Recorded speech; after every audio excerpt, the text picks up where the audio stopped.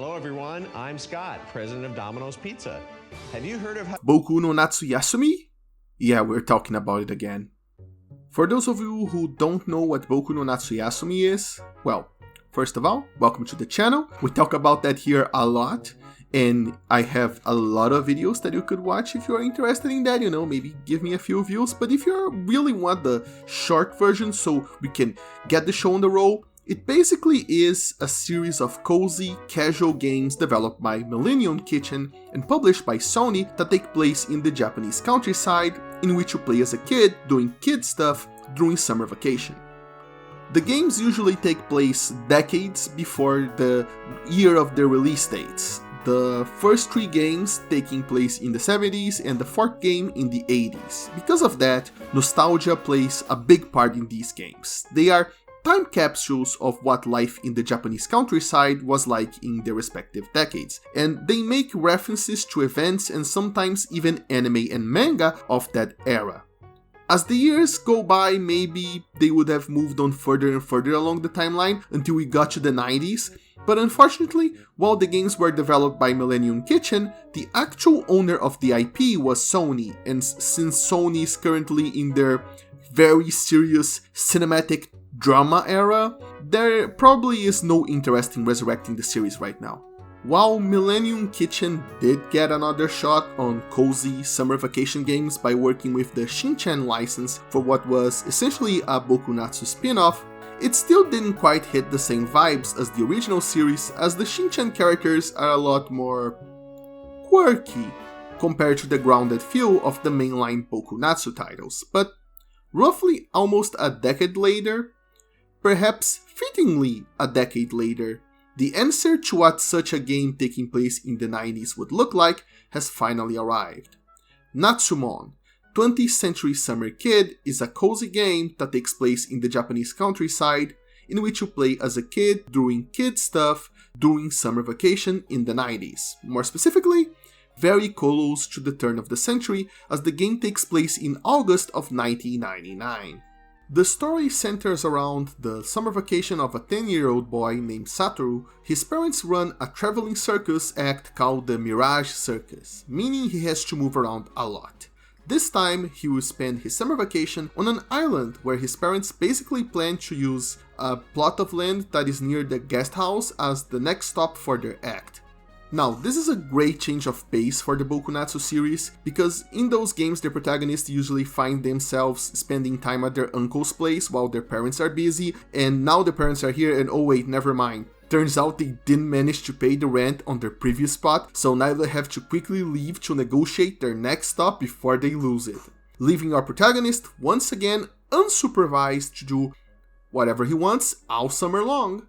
Well, technically not completely unsupervised, as his parents left a couple of their employees behind, Toko, the charming trapeze artist, and Nagase, the juggling giant. They are there to keep an eye on him and get him to come back to the guest house at the end of each day. But for 99% of the time, Satoru is free to spend his time however he sees fit. Before you even get control of him, however, the first thing you'll notice is this game. The first thing that I want to bring attention to is that this game is dangerously Japanese. Like, one of the very first lines is a pun based on one of the characters' names. And the best way the translators manage to work with it is to just downright explain what the name means to explain the pun, and I don't blame them. The rest of the translation follows suit.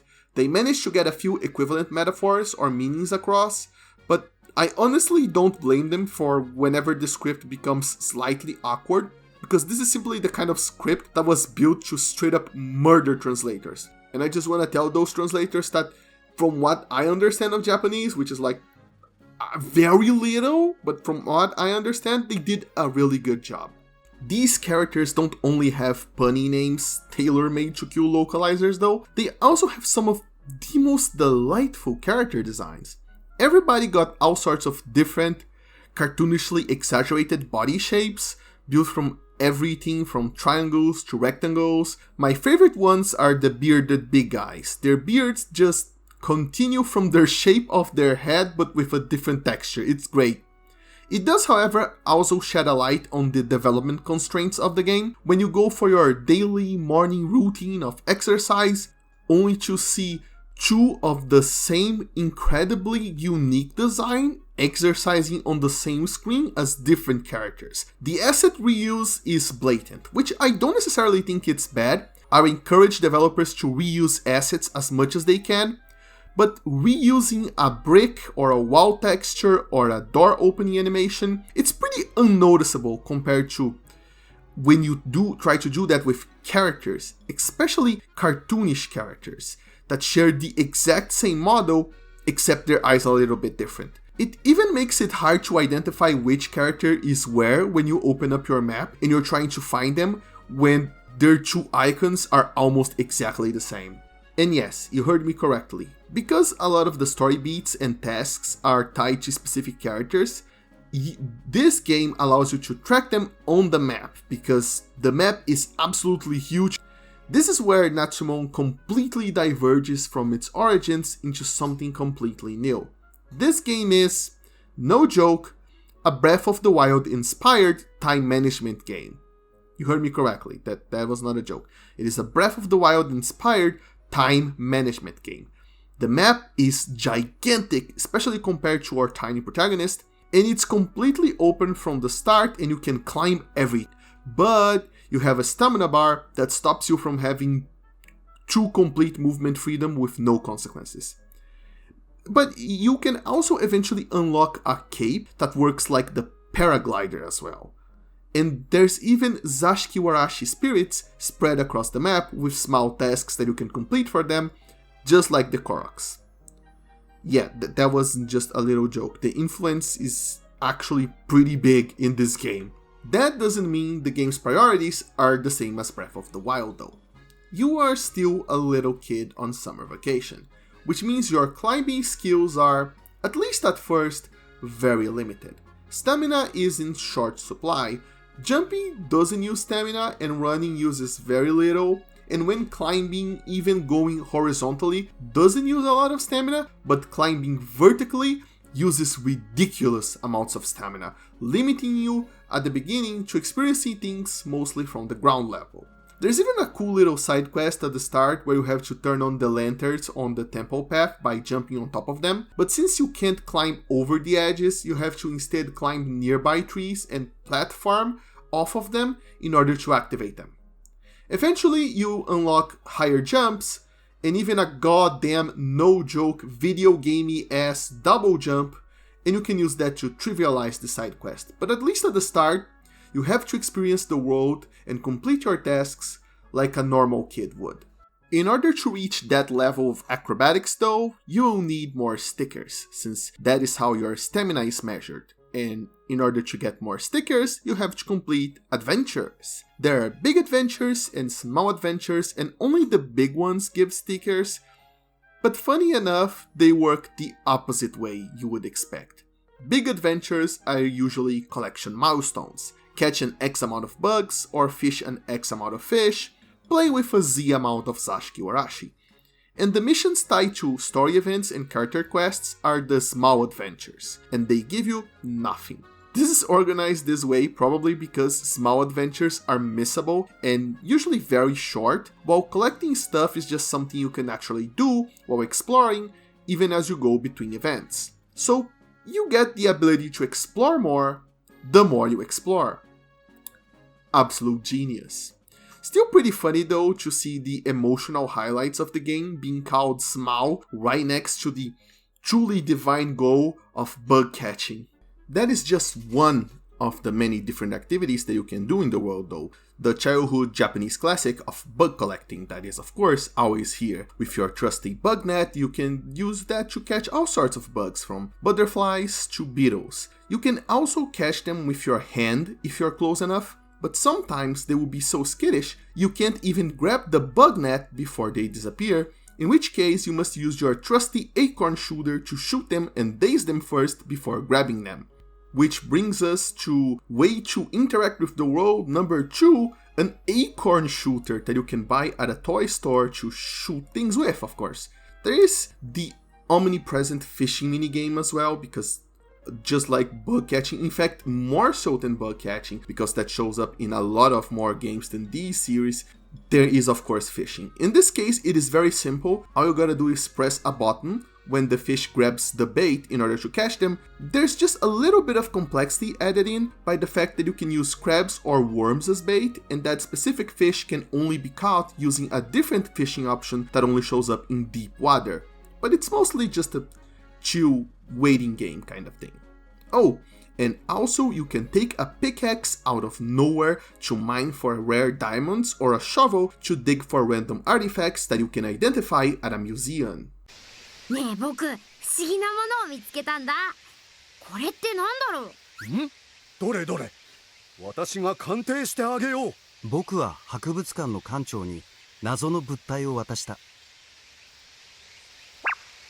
おお、館長、どうしましたか？これはあの伝説の一品です。なんと美しいひどいガラクタでしょう。Whoa! It's junk! And it would not be fair if I didn't mention that you can also plant acorns, sometimes even by shooting them at specific spots, so they can sprout platforms that allow you to do trampoline jumps. Yeah, the further you explore, the further away from normal reality the game gets, and I think there might be a reason for all of that. It's interesting how at the beginning of the game, you get the bug net and the fishing rod from or mentioned by in-game characters, and you have to buy the acorn shooter and even the in-game clock from the toy shop, because of all of that work, all of these items are contextualized within the game narrative, and they feel grounded, they feel like they're part of the world. But when you suddenly take a pickaxe out of your pocket to mine diamonds with no context or any real mention of that activity from anyone, it kinda makes me wonder if those activities were added later in the development of the game to make the game world a bit less empty. The city parts, I don't know any non-awkward way of saying it, but the parts that have man-made structures, be they full neighborhoods or just factories or lighthouses, they always have one or two or even more cute weirdos that are full of life going about their routine. They work, they shop, and they jog all at different times and at different days of the week. And at night, a lot of the adults also go behind the shopping arcade and they get absolutely hammered to blow some steam off. And it's very cool how you can actually follow along their routine in these areas. You can actually see them walking around the map and doing their stuff throughout the entire day. But 90% of the map is not that. So it's understandable that they would like to put in a few hills that are covered in fossils and a few digged up mines that are filled with diamonds for you to explore. But thinking strictly in terms of pure content density might actually work against the game's favor. This is, after all, a countryside town setting. So I'd like to talk about the game world and why some of that countryside emptiness might actually work in the game's favor. So let's talk about the world. As you explore it, if you're anything like me, you'll soon fall in love with the beautiful, calming, and cozy coastal small town setting. And that has everything to do with the very specific way the game looks. All of the proportions of the windows and doors and all the little bits and pieces that make up a building, they're all slightly askew, but not cartoonishly distorted. The textures and colors make everything look like they were colored using crayons, but they still carry the same kind of tone of their real-life counterparts. Basically, this looks like a normal cozy Japanese town filtered through the heavy lens of nostalgia. How your childhood town looks like in your memories. How you'd imagine the world looks like through the eyes of a curious child, and I love that. And the whole thing being very open also does wonders for exploration. There was a road right next to the guest house that our main character wakes up every day in, but since the town where the things are happening was on the opposite way, I never looked at it during the first days of summer. But I got curious one day and opened the map only to see that entire section of the map where that road led to was darker. Most of the map outside of the main town was darker, in fact. And I wonder if the lighter area was out that I could explore and the other areas were locked, that I had to unlock them as time went by. but I decided to check it out to see if I could actually access it, only to find out that no, I was wrong, that section is not locked up at all, and I ended up coming face to face with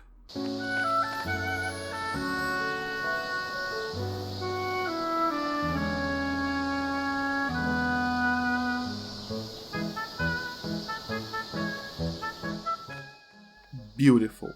An entire sea of sunflowers. I just have no words that can describe it better than what the screen is showing. And then you can actually go inside the town and basically find out that there's an entire second town in the island as well, complete with a clock tower museum showcasing the cultural heritage of the region, which is apparently Tengus, and also containing a cheeky little map of the island, which is also the map that you can see in the start screen, and it's just great. Sure, the game can be empty in the sense that as a traditional video game, not every single inch of the map is covered with goals towards a particular objective, even though it technically is, there are bugs everywhere after all. But it is in fact filled with beauty and fun and quirky things and places that you can visit that really help set the tone of this vacation. That's not the only thing that happened though, as a minute later the level crossing bars of a train track went down as I tried to pass through, and I decided to just wait and watch as the train passed by before going onwards.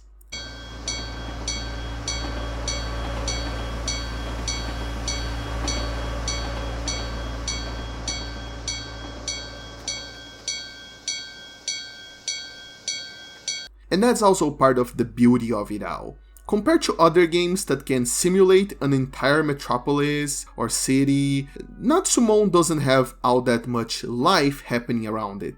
And yet, all that does is make those moments where you see the moving pieces all the more poignant. Those other games might also have characters that have unique realistic schedules, but they are a single person in a million.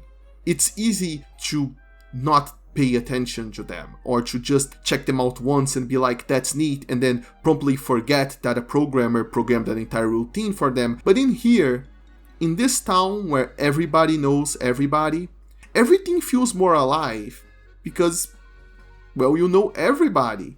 You can follow their stories, their personalities as they shape their schedule throughout the whole game, and you can know what everybody's deal is. You don't just see an NPC that is a bartender out of a million bartenders. When you see the cafe owner, you know that he is the cafe owner. You immediately know what his deal is. And you just end up taking note when a car or a train passes by, because there aren't a million of them passing by all the time. I know that I love immersive sims, and I love Yakuza, and I love how when they can put all of these characters in these very dense, very detailed locations, and I don't know, maybe they're going to revoke my Yakuza fan card, but I kind of like how empty Natsu-Mon is compared to those games. In this instance, I think it is well done. It's just like that one Harvest Moon title. It's a peaceful life.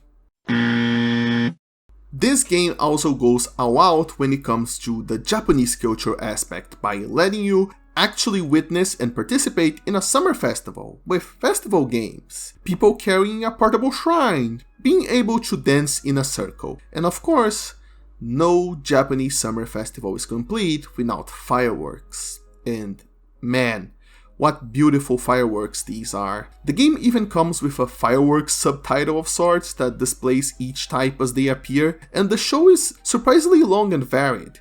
It's lovely, and I honestly can't believe it took until 2024 before we got an officially localized game that lets you partake in all of these activities.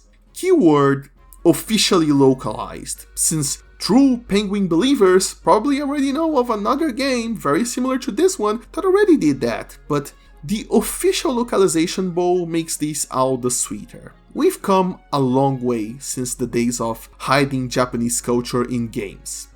The weebing side of me is at last at peace.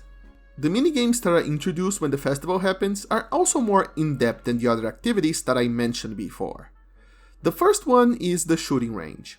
It's a bit more complex than those other activities, though it's still pretty simple in concept. You use the acorn shooter to shoot down various objects. Some objects takes more shots to fall than others, and occasionally you get the opportunity to shoot a moving target for extra bonus points, which is literally a plushie of the Ringmaster, the protagonist's father, that is being carried around by a woman motivated by the minimum wage of her labor.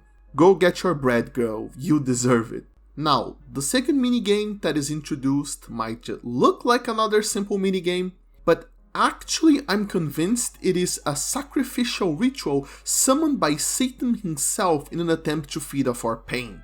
It is a pinball machine, except instead of bumpers that you have to use to keep the ball in the machine as long as possible, you instead try to slot in the balls in every single hole possible with every horizontal, vertical, or diagonal line of holes giving you points when you fill them up. And they also give you more balls to shoot. The problem is, the physics in this game seem tailor-made to piss me off. You can't just aim and shoot, aiming at all of the different holes, because the board is littered with nails everywhere, and some holes require you to aim it so that the ball will bump off one of the nails towards their actual target. And accounting for all of that, plus the times where the speed will be a tad too fast and the ball will just not slot in the goddamn hole. Naturally, I proceeded to spend an hour trying to get all lines, but I never managed to. And on top of both of these minigames, on the day before the festival, the circus officially opens up and you can watch a performance. Unfortunately, they suck at this, even though it is their job that they have been doing presumably for quite a while. But fortunately for them, you can buy outfits, music, and gear in order to try to help them be more successful and popular. The outfits don't only help them look nice, but they also increase the chances of a successful performance, and you can increase the odds of a particular performance by selecting it as the show's headliner. Basically, you have to balance what you have unlocked, since every time a show starts, it's an RNG on whether each individual trick will succeed or fail. Though honestly, I never found a balance that I was comfortable with. I just randomly changed the order of the events, of the tricks, and kept grinding until they stopped failing. Then whenever I leveled up the circus, I went to the nearby reporter and paid him to put up more ads for the circus. And since I managed to hit max level, I'm going to assume that I did a good job. Now, the reason I decided to circle back to these gameplay elements after all of that talk about the world and after I had already introduced gameplay elements is not only to make the script flow better from one subject to the other, but also to prove a thematic point, since I'm introducing these closer to the end of the video, just like the game introduces this in the midpoint of the game. See, clever comparisons. I can write some good stuff sometimes. But really though, the way these are introduced are very clever, because around the time you get to them, you have already gotten used to the game and built your own daily routine, and these new activities will shake things up a little bit, giving you even more stuff to think about before the summer is over, and ensuring that you have to make decisions on where to spend your time as your schedule gets even tighter and the end of your vacation even closer. There is not enough time to see everything, unless you got like a guide or something, but I don't recommend that. Though the game definitely encourages replayability by including some of the most detailed New Game Plus options that I've ever seen that allow you to select exactly what you want to carry over, your first playthrough should be, in my humble opinion, completely blind, marked by your own decisions on where and how to spend your time based on your own assumptions, making it truly your very own summer vacation. Now, at the beginning of the video, I was making slight references to Boku no Natsuyasumi without going overboard, because I realize that is a series that is simply very, very niche outside of Japan. So if I make a reference to Breath of the Wild, I know most of you will have played or heard of Breath of the Wild or Tears of the Kingdom, but I'm still calling it Breath of the Wild because that one came first, and even I was playing Tears of the Kingdom, I was calling it Breath of the Wild, that's just how I am. But BokuNatsu, not so much. Not many people know of that series. However, I do want to reserve this little spot, close to the end of the video, for the true Boku fans out there, who maybe even watched some of my BokuNatsu videos before. And I want to make direct comparisons to it, so to tell you where I stand, where I think this game stands in comparison to the original series. Simply, while I think Natsu-Mon carries the spirit of BokuNatsu, of making the best of your time and enjoying your summer, I also think that it is simply too different for them to count as parts of the exact same series. The original Boku games were all about maximizing your time in a tiny yet very detailed world of pre-rendered backgrounds, some of which return in this game as well whenever the developers can sneak one.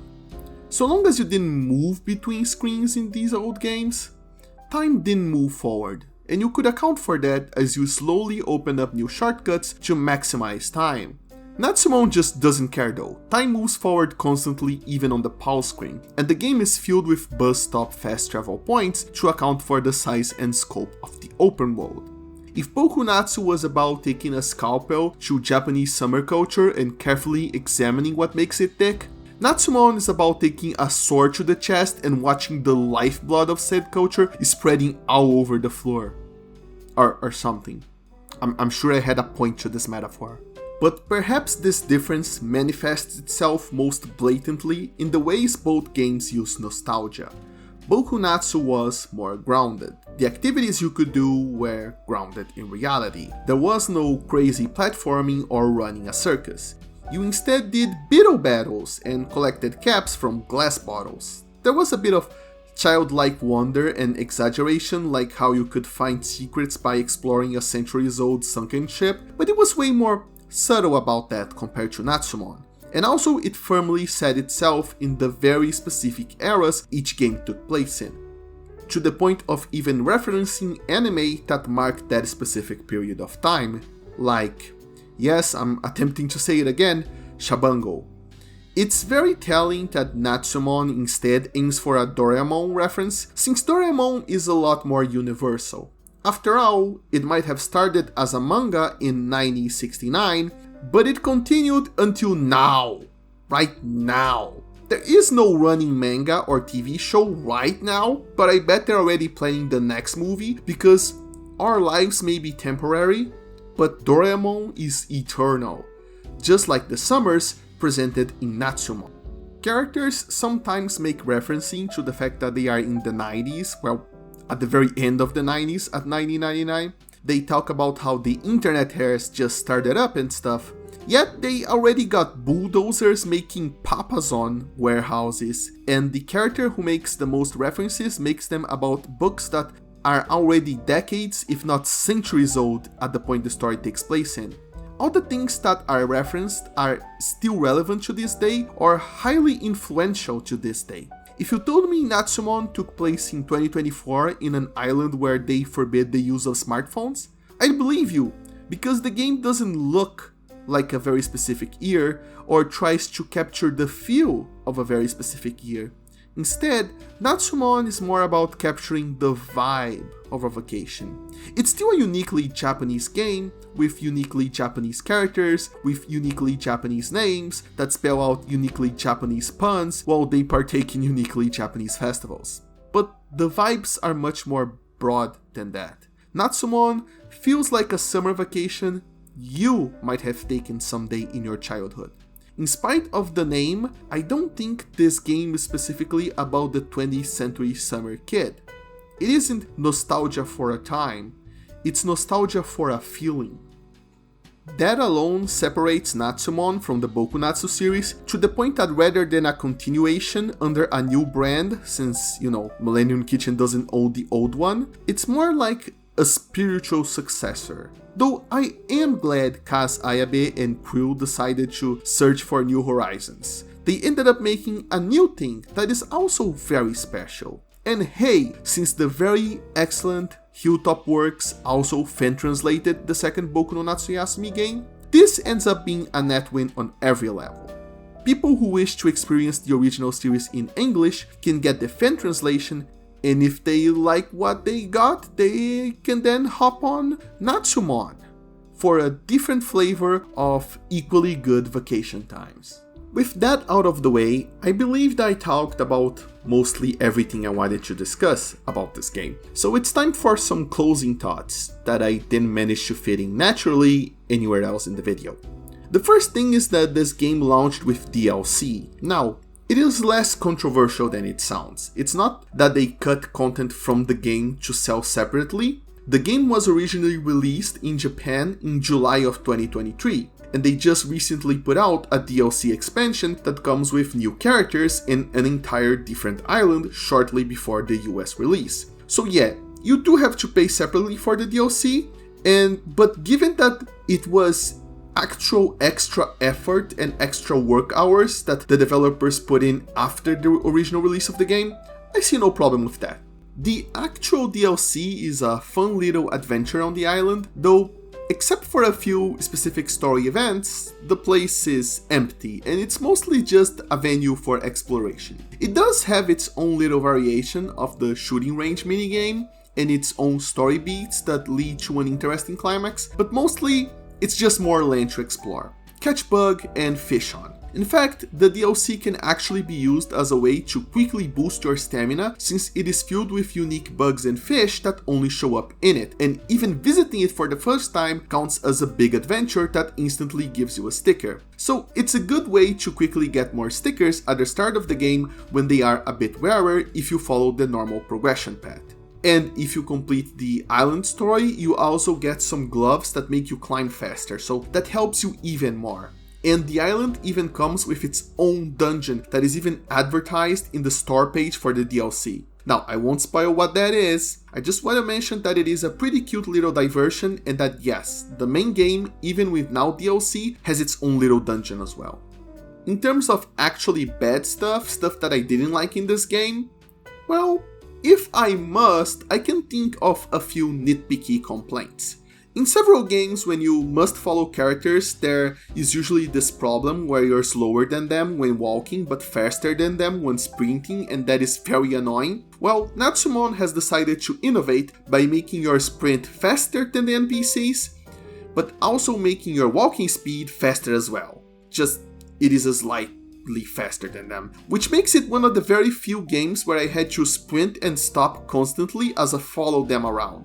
And speaking of following them around, at certain intervals a part of the map that was dark will brighten up and display a message saying that you can now experience events in that area, and a few days later a character will invite you to explore the area, but even before you follow them around this new area, I already met characters there and started side quests, so I have no idea what's going on with that message. What do you mean the events? You can do events in this area now. I was already doing events before. What does that mean? I also have a minor note on the drawing sketchbook this time around. I didn't mention until now that every time something happens, you can open up the sketchbook and sketch what happened, as well as select the description that you want to write under each sketch. And that is a BokuNatsu tradition at this point.